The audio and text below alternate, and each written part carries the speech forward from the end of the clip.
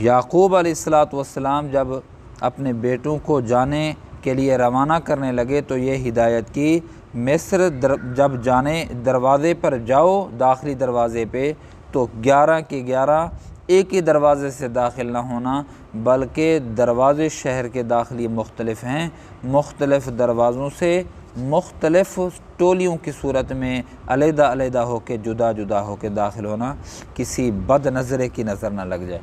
تو نظر کا لگنا حق ہے، برحق ہے، نظر لگتی ہے، تو حضرت نے اسی وجہ سے ہدایت کی ہے۔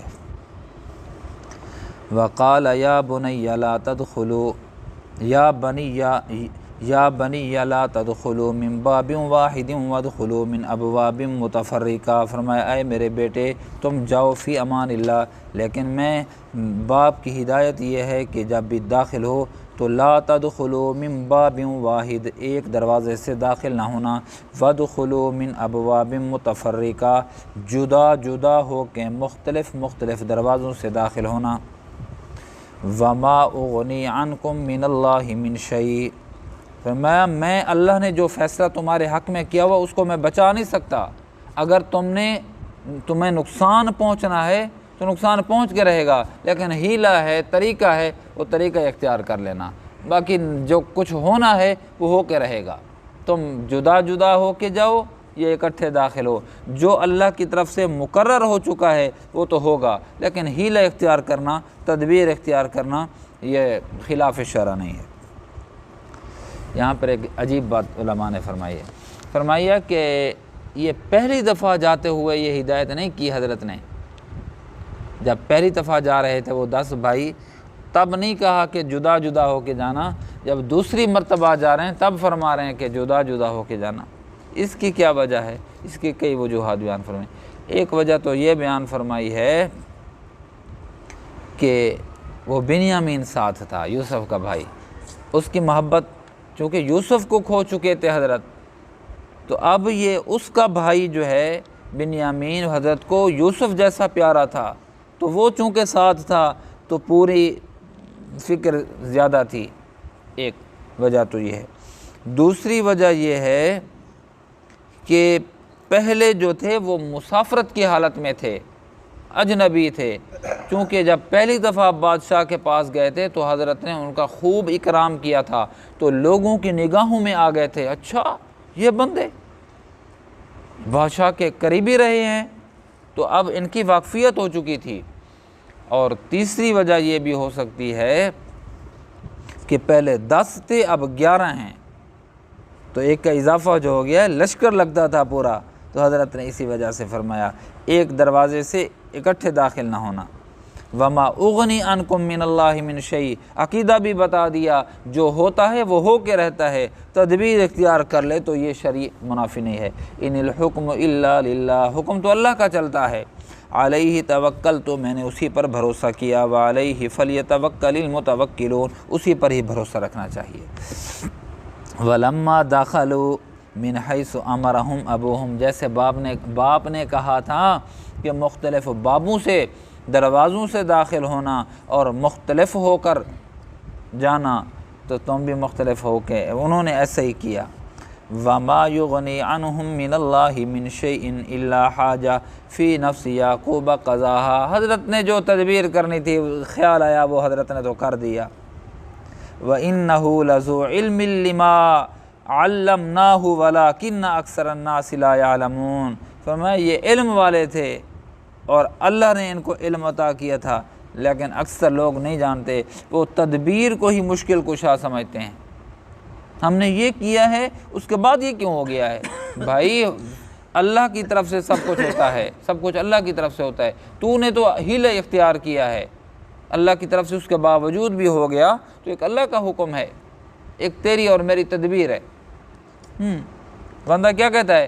بندہ کہتا ہے کہ آگے سے گاڑی آئے گی، میں اس کے ساتھ احتیاط کروں، مجھے لتاڑ نہ دے، مجھے مار نہ دے، ایکسیڈنٹ نہ ہو جائے، ایسے کرتا ہے نا بندہ، آگے سے بچتا ہے، لیکن جب موت نے آنا ہوتا ہے، حادثے نے ہونا ہوتا ہے، نقصان نے ہونا ہوتا ہے، پیچھے سے گاڑی آتی ہے کچل کے رکھ دیتی ہے۔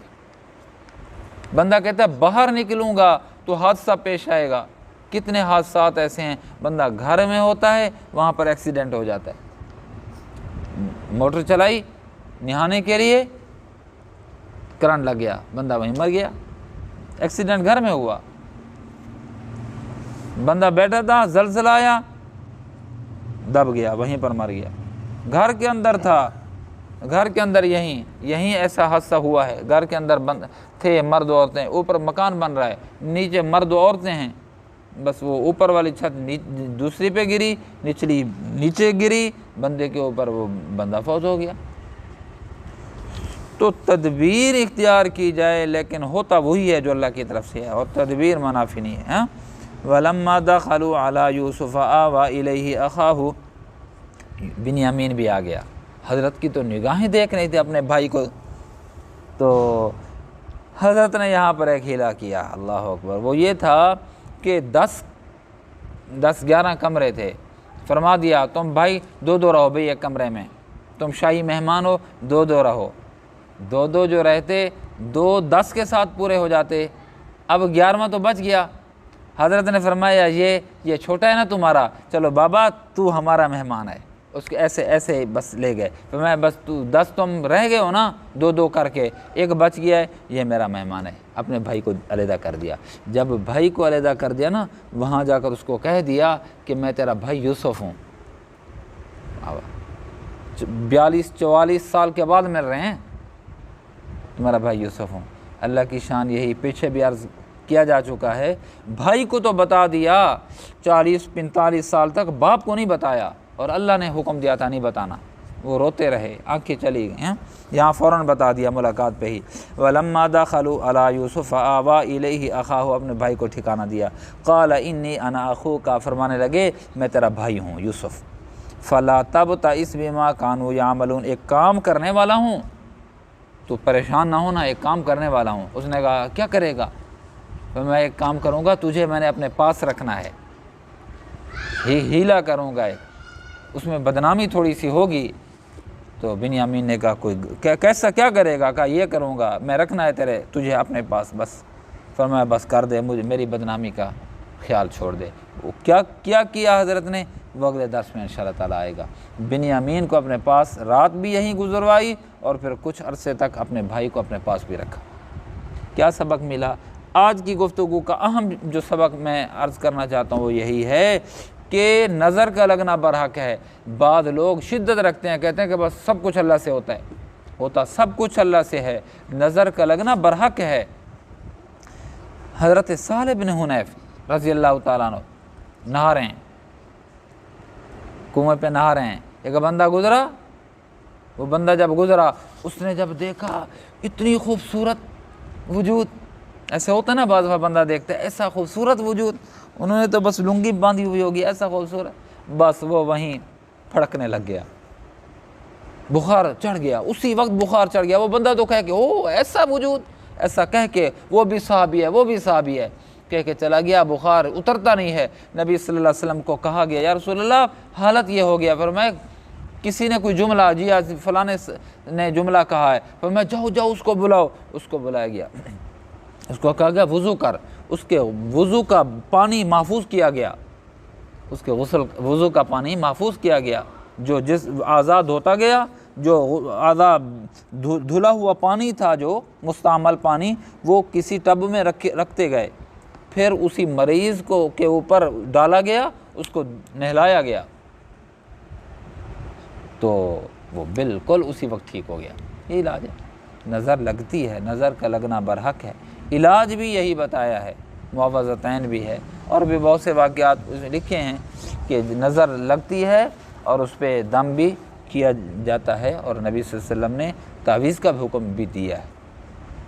اللہ پاک ہم سب کی حفاظت فرمائیں، بری نظر، برے اثر سے ہم سب کی حفاظت فرمائیں۔